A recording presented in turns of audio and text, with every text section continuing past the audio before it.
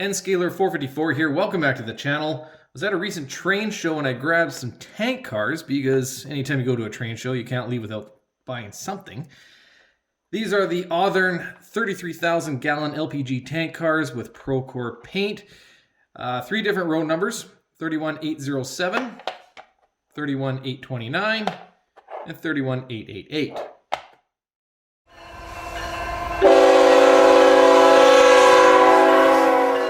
So I was about to take it out of its packaging and I noticed this one's wheels are popped off. At least it looks that way. Yeah, look at that.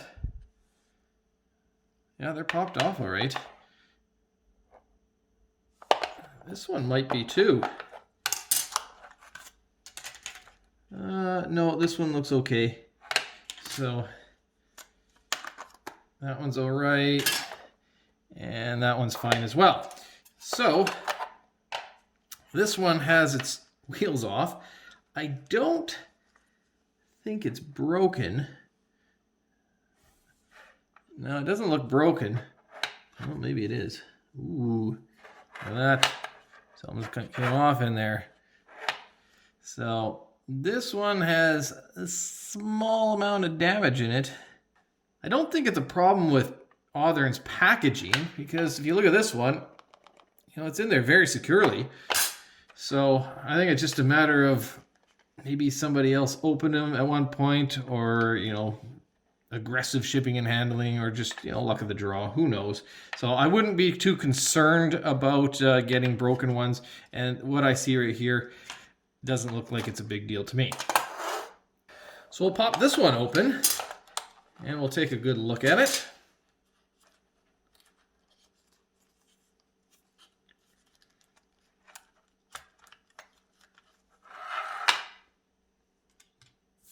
So I have to say, this looks amazing. It is molded in black, which is what I like for a tank car, but that is personal preference. The stenciling or decals or whatever are very clear and crisp, so that's nice. I don't know if this says anything in here because it's so small, but liquid petroleum gas. You can see the road number, the weights. So the font is very small, but it is saying something. I like that we have some yellow stickers and different decals and tagging around the tank car. We have a hazmat logo or whatever, or plate right here. Same thing with there, and I'm sure same thing on the other side. Really like the yellow right there. Stands out on the tank car. I have to say I'm really impressed with the railings right here and the piping down here. It's all very, very small gauge and very thin, but look how straight it is. That's incredible. Like, that is really impressive. The wheels are metal, which is good. I like the metal wheels. Even though it is one solid color, just the way they are contoured in here, it gives the illusion of a blackened, I guess, color to it. I don't know if you can see that on camera or not, but I think that's a really cool feature because it doesn't give a very high shine to it, which is very nice. I like that a lot. Couplers, they are a very cool looking coupler. I like that. Has a spring right there. But I will say they do stick out quite far, which might be a little bit out of scale, but I don't think it's going to be a big deal. Once you get it on the track, along with a few other cars getting pulled behind a locomotive, I don't think you'll ever notice that. Also, the coupler is attached to the frame, whereas the trucks are independent. And I have to say that the trucks, again, very good detail, really good detail in the springs. I like that. You can even see the little bolts and whatnot on the wheels right there. So really impressed with the detail. Even down here with the different piping and whatnot, all top notch. So when it comes to looks, I can't give it any kind of flaws. It is excellent for what you get. As for weight, this comes in at 41 grams, which is quite heavy, but you have to expect that considering it is quite a long tank car, measuring at about 5¼ inches from coupler to coupler. As for rolling resistance, while I don't have a scientific way of measuring it, I do know that Intermountain boxcar rolls really, really nice. So if I give them roughly the same push, you can see just how well they compare to each other.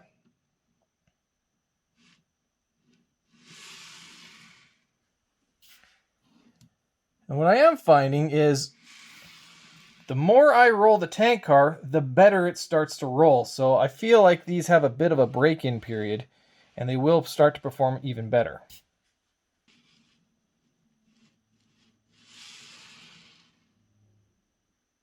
For coupler height, I don't have a gauge or anything, but if the hoses clear my rail crossing, then I know I'm good.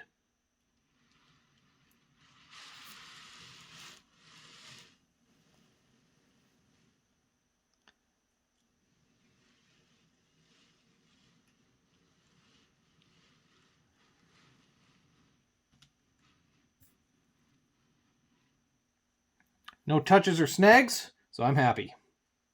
For the pull test, we are using our Atlas GP40 Gold Series locomotive, Power 7 on our Digitrax. We're climbing a 2% grade through a 16.5-inch radius curve, and we have 10 cars in our lineup, plus 2 tank cars, giving us a total of 12 cars on our train. And you'll see that that is one too many. I have pulled 11. I tried 13. That wasn't even close. And you'll see with 12 cars, it's about to stop right about in here. And it's not stalling out from a power issue. It's just breaking traction. There she goes. Now, I don't think it's so much a weight problem, as the train stops as soon as the tank cars hit the curve, and they are quite a long tank car relative to the typical ones that I run, which can be a factor if you're running a relatively tight radius. And mine's not too bad, but, you know, the wider the better.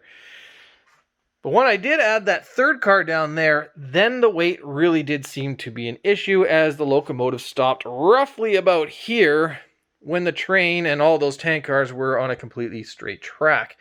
So at 41 grams apiece, these tank cars are about 25% heavier than your typical rolling stock. So if you plan to run lots of these cars on a long train, you might want to make sure you have good power, or at least a few locomotives to do the pulling.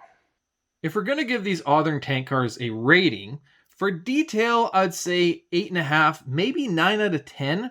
They are checking all the boxes that I would want in a tank car, but that's a personal preference. But there's nothing extraordinary to take them to that 10 out of 10. And maybe the couplers are a little bit long. It's hard to say, but overall, 8.5, 9, that's an excellent score for detail. For quality control and consistency, well, all 3 of the cars look pretty much exactly the same. All the railings are all straight. The couplers seem to match with each other. Everything's excellent. So I would say 9 out of 10 for sure. For performance, I would say 8 out of 10. They all roll very nice. The couplers align with each other and with other manufacturer of cars and locomotives. So all that's excellent, but they are quite heavy. At 41 grams, you start putting a few of these in a row, it's going to put some weight onto your trains. And eventually that can be a strain on your locomotives. And yeah, maybe 41 grams is normal for a car of this size, but perhaps they would perform a little bit better if they were maybe 35, 36 grams. Hard to say, but that's the only thing. Otherwise, you know, still 8 out of 10, you can't complain. So for an overall score, I would say 8.5 out of 10, which is an excellent score. I highly recommend them. If you're looking for a good quality, good detail, and good performing 33,000 gallon tank car, then you can't go wrong with these. So that's it for this review. Leave a comment on what you think about this product. Maybe some of you have it, so let me know what you think and what your experience is, as I'm always interested in what your guys' experiences and opinions are. If you like this video, hit the like button, subscribe, and thanks for watching.